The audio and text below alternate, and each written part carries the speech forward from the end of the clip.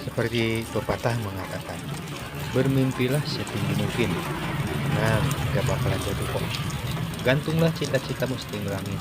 Mimpi hari ini, kenyataan hari esok. Amin. Mudah-mudahan ya Lur. Cita-cita kita semua diijabah. Nah, sekarang pertanyaan begini ya. Bagaimana kalau kamu ditanya, apa sih cita-citamu? Mungkin sebagian besar akan menjawab, pasti jadi dokter, pengusaha, direktur, guru, dan lain-lain. Sampai cita-cita abstrak pun seperti ingin sukses dunia akhirat atau berguna bagi nusa dan bangsa. Namun sebagian dari kita mungkin akan bingung ya jika ditanya bagaimana sih caranya untuk mencapai cita-cita tersebut. Ya, mungkin mayoritas yang bingung hanya akan menjawab, ya kuliah lah. Ya kan? Pagi hari adalah momen yang indah dan penuh dengan harapan. Tidak peduli apakah hari yang kita hadapi mendung, cerah, gerimis, hujan deras, ataupun berangin sepoi-sepoi. Sebab pagi adalah awal untuk memulai sesuatu yang disebut dengan kehidupan. Maka mari kita awali yang cerah dengan senyuman dan inspirasi untuk semangat di pagi hari. Semoga setiap langkah menjadi berarti. Mari awali hari dengan pikiran jernih, positif, dan semangat. Seorang petualang ya, sampai kapanpun saya ini ditakdirkan menjadi petualang. Bagai burung yang terbang kemana saja mencari syarat persinggahan. Petualang sejati, petualang tunggal, single fighter. Oke Lur, kita lanjutkan berpetualang. Nunjukna deh dia. Menawi teh saha, dah Alhamdulillah. Kamu nawa ya tuh. nyata tadi tapi itu kukurulungan daya batur cek abg. Tapi tadi tos ieu nganir cai abi teh nya. Epeng ningal dia. Da menilu cenah mata ngahaja di teh supaya katingali. Oh gitu. Itu di pangluhurna ka mana cenah batur da tadi cenah. Ngahaja gogorowokan dada tarik bieu teh rada nyarios teh mata katingali gitu ya karudu dihandap. Coba we ceng teh ka dangun gitu nya. Niis pangitannya di dia. Nya niis kan jadi ngeres di raoseun kieu nya angin ngelebuk deh. Kumaha nya asa jaruh paninengan geuning Nah gitu. pribados teh asa aduh kumaha gitu lamun ningali di dieu teh asa embutna teh dinu tebih we. Nah gitu. Dinu tebih teh kumaha gini nya. Asa pokona mah waas itu ningali manuk balekok aya keneh geura di dieu. Sok da budak ayeuna mah materangan manuk balekok teh kumaha. Lagi blekek. Ege blekek, tah blekok tuh tinggal itu kukurungna blekok. Oh mama lagi. Mana betah pisan di kampung mah Ya, Gusti Nu Agung. Jadi perasaanku ini seperti ada di Jawa Timur. Itu. Saya ingat waktu saya ada di kaki bukit Gunung Raung itu di Banyuwangi dan suasananya dingin seperti ini persis mirip Sejuknya. sejuk bener manuk burung belekok banyak Ya. gitu kan. Terus ada yang satu lagi di daerah Mojokerto itu di daerah Gunung Penanggungan sama Gunung Arjuna itu. Wah itu keren kan kalau ke sana. Mungkin nanti lain kali ya kalau ada rezeki ya kita ada yang istilahnya oke lah begitulah. Lancar lah. Lancar gitu. Lah. Seperti dahulu lagi ya. Nah gitu. Berpetualang. Orang kiber ya. Iya. Jadi kita memang dicetak untuk petualang. Jadi petualang kita ini kan bukan hanya sekedar alam, yang bagaimanapun namanya petualang kan selalu memakan resiko. Nah, seorang petualang itu yang selalu melakukan hal-hal yang berani, tapi yang positif, yang nekat. Iya. Jangankan alam manusia, alam jin pun saya jabanin gitu. Ya begitulah. Dari tadi Kang sendiri dari sana? Ya itu lihat itu air biasa. Apakah ada yang mandi di sana Kang? Oh ada si Leor paling. Oh si Leo. Iya. Kirain bidadari kalau ada yang mandi mah itu plus satu. Siap. Mari kita ngarabut. Nah itu teh lemo naon itu. Tapi itu orang ngopi heula we nya. Oh nyatu. Ayo. Tapi itu ngagale kopi dah tadi teh. Sik, mantap. Ayo tuh. Siap.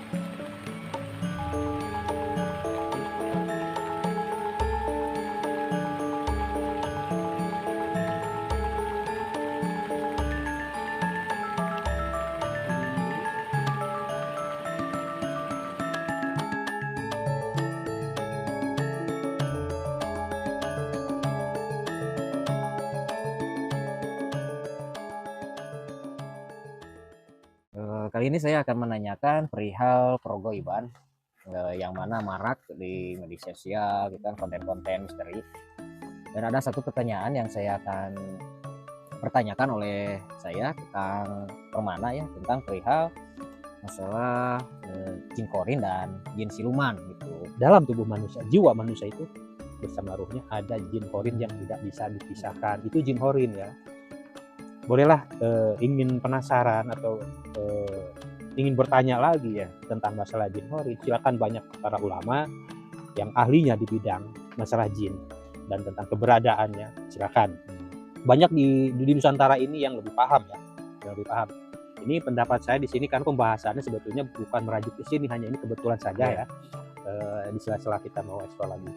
Soalnya itu kan ada yang tidak percaya gitu kan, ada yang percaya. Jadi kebanyakan tidak percaya tuh gimana Nah gitu itu, kan. jadi yang harus dipertanyakan itu tidak percayanya gimana? Tidak Ya. percaya ke bangsa jin atau tidak percaya adanya bangsa jin? Hmm.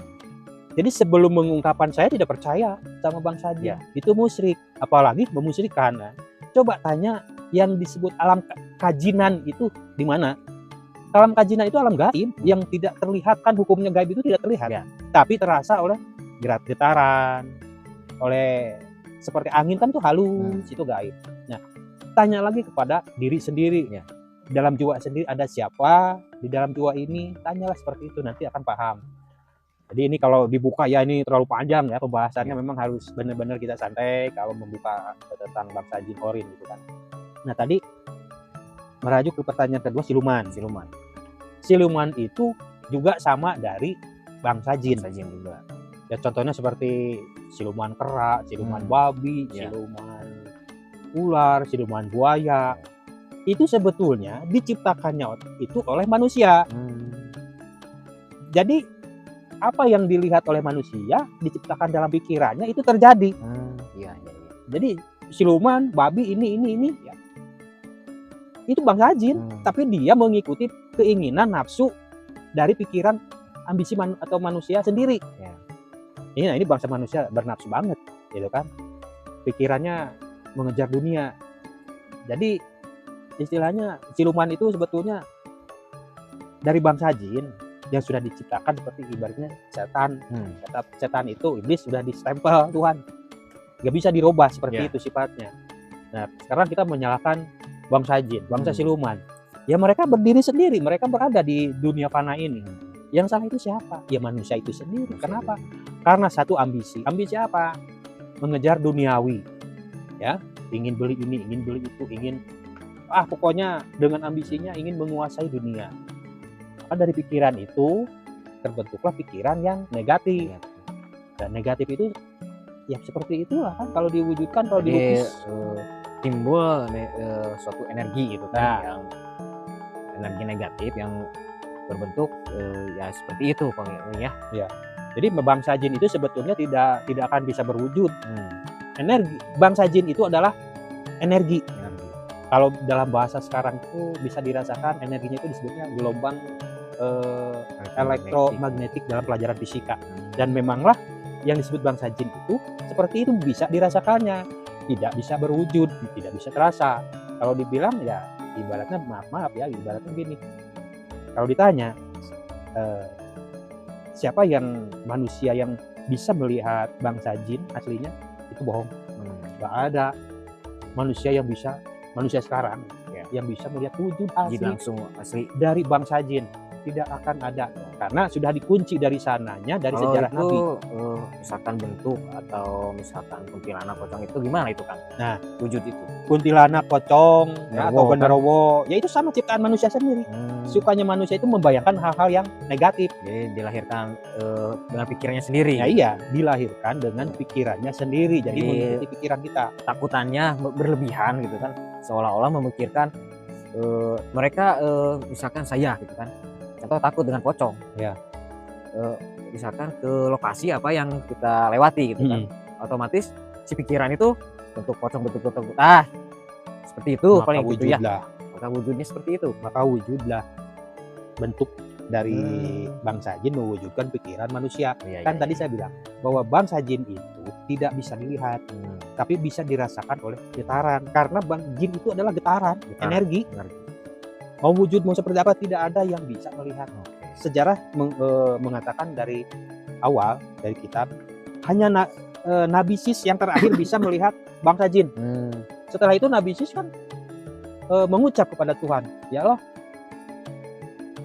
cukuplah hanya sampai saya ibaratnya yang bisa melihat bangsa jin. Wah, itu katanya sejarahnya banyak banget, lebih banyak daripada manusia. Setelah sepeninggalnya beliau Nabi Sis, manusia ditutup, tidak ada yang bisa melihat asli dari wujud bangsa jin. Ini kan tidak ada dalam konsepnya sebetulnya tadi ya, untuk membahas ini karena memang ini hujan. Jadi sebetulnya tidak ada tidak disengaja kita kan membuat podcast gitu kan ya. Cuman kebetulan kita lagi berteduh sehubungan hujan ya, kita ngobrol-ngobrol sambil ngopi gitu kan ya. Ngopi, ngolah pikiran sambil minum kopi. Karena saking inginnya tahu saya wujud dari bangsa jin seperti apa, penasaran. Ya saya konsultasi sama guru ngaji saya. Akhirnya silakan kamu harus begini. Singkat cerita saya lakukan. Pada waktu saya duduk, saya dibawa ke alam sana dan saya bertemu di satu gubuk seperti ini. Jadi ada 2 orang laki-laki membawa saya, menyambut saya masuk ke satu gubuk, dan di gubuk ini saya bercerita, bertanya, apakah saya sudah ada di alam jin? Ada suara yang tidak terlihat. Ya, kamu sudah ada di bangsa alam jin, bangsa saya, kata dia.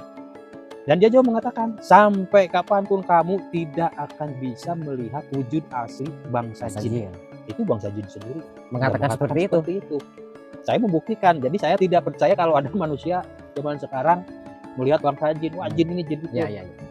Ya kalau di medsos itu hiburan namanya juga ya. Boleh-boleh saja.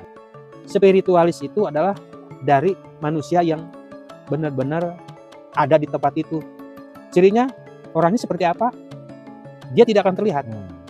Tidak akan ada di medsos. Dia sudah mulai menjauhi dari kehidupan duniawi yang bingar-bingar. Orang spiritualis itu lebih cenderung tertutup gitu kan. Nah, lebih cenderung tertutup dan tidak akan terlihat. Orangnya sederhana. Kadang-kadang orang melihatnya sebelah mata kan. Orang miskin, udah tua. Padahal itu orang spiritualis. Yang paham itu hanya manusia yang selalu menggunakan hatinya.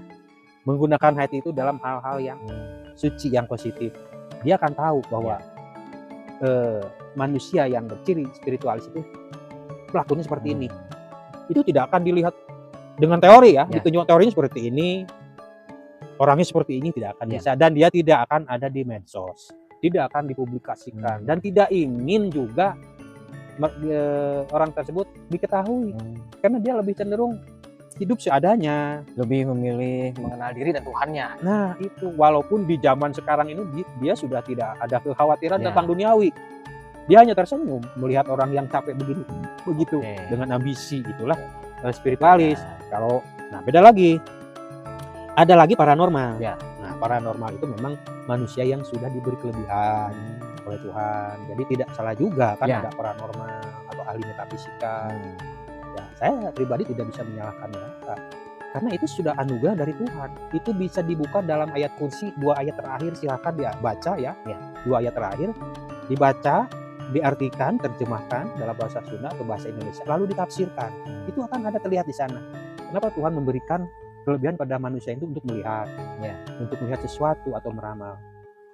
Itu sudah ada dari sana. Itu untuk membuktikan bahwa ketika ada manusia yang mengaku bisa ini, bisa itu, mau dijadikan apa? Mau dipakai untuk apa? Apakah bermanfaat bagi orang lain atau mengundang kemadharatan? Gitu kan. Nah, ini yang perlu diperhatikan. Tapi ya namanya juga kehidupan alam panah ini tempat segalanya ada. Jadi saya hanya menyikapi itu sudah takdir masing-masing. Jadi saya pribadi tidak perlu saya menjudge seseorang. Ini salah. Ya silakan, nanti juga suatu saat Tuhan sudah menurunkan hidayahnya, dia akan merasa sendiri. Tidak perlu saya segala sesuatu itu harus dengan ilmunya gitu kan. Oh jelas. Jangan menyalahkan satu sama lain atau menjatuhkan satu sama lain gitu kan. Iya, tidak boleh karena sesuatu hal yang bersifatnya ilmu itu dari Allah kan ya. Cuman tergantung kitanya sendiri, kita kan dipakai untuk apa gitu. Iya, ya itu karena kan ilmu lahir, ilmu batin. Nah, itu kan ada ilmu lahir kan ibaratnya orang yang pintar di masalah ilmu lahir seperti ya insinyur, profesor, doktor dan sebagainya. Itu kan ilmu lahir, ilmu Ya, ya, yang nyata, yang terlihat gitu kan, yang benar-benar dari kehidupan nyata. Ada yang diberi kelebihan dalam ilmu batin. Itu juga sama dari Tuhan. Jadi sama-sama itu terlihat, itulah kekuasaan Allah. Jadi saya melihat ini ahli dalam ilmu fisika, ya, ilmu kedokteran atau insinyur. Ini juga ada ahli ya dalam bidang ilmu batin, bisa ini bisa itu. Semuanya juga saya hanya mengatakan subhanallah. Jadi Itulah kuasa Tuhan. itulah ilmu dari Allah Subhanahu wa taala gitu kan. Iya. Yang memberikan kepada manusia orang-orang tertentu. Iya. Mungkin obrolan kali ini tentang perihal kegoiban lah ya. Mudah-mudahan podcast kali ini memberikan suatu manfaat untuk kalian yang menonton video ini. Baik, ambil yang baiknya, buang yang buruknya. Rada maju. Atau kajurang. Iya, nah bener kan.